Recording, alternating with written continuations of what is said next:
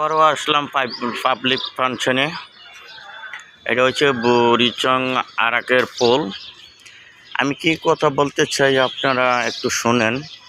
আপনাদের কাছে ভালো লাগলে আপনার ভিডিওটা দেখবেন, শেয়ার করে দেবেন, আগে শুনবেন।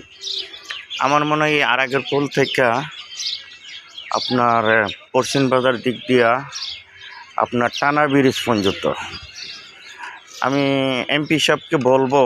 এমপি সাহেবকে এখন তো বলা যাবে না, তো আমাদের দলাল বাড়ির কবির ভাই, আপনার কাছে আমার রিকোয়েস্ট জনগণের জন্য, এই আরাকের পোল থেকে টানা ব্রিজ পর্যন্ত উত্তর দিকে এই জায়গাটা যদি সরকার থেকে আপনি বইলা একটা বরাদ্দ আনেন।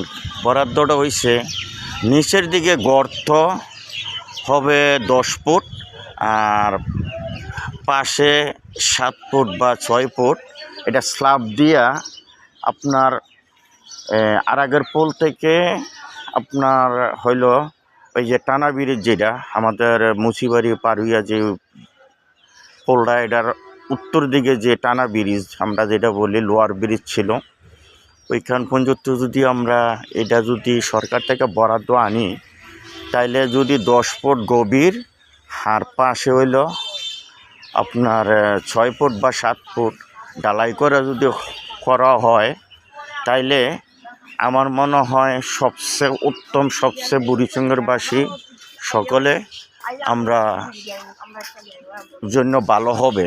কেন বললাম, এটা করার পরে আপনার এই যে বালু, সরকারি বালু ফেলাই দিলে আমাদের বুড়িচং বাজারটা এবং কি পরিষেবা হইতেছে আমাদের জন্য খোলামেলা হবে রাস্তাঘাটে।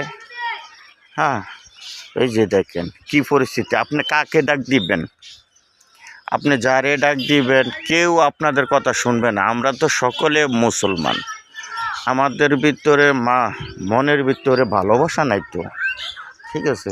দেখেন না কি কাঁচরা। আমরা কিন্তু এটা করছিলাম 17 বছর, কিন্তু আওয়ামী লীগ সরকার এটা পরিষ্কার করতে পারে নাই।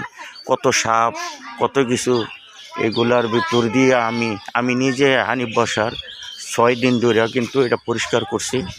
দেখছেন কি পরিস্থিতি, দেখেন।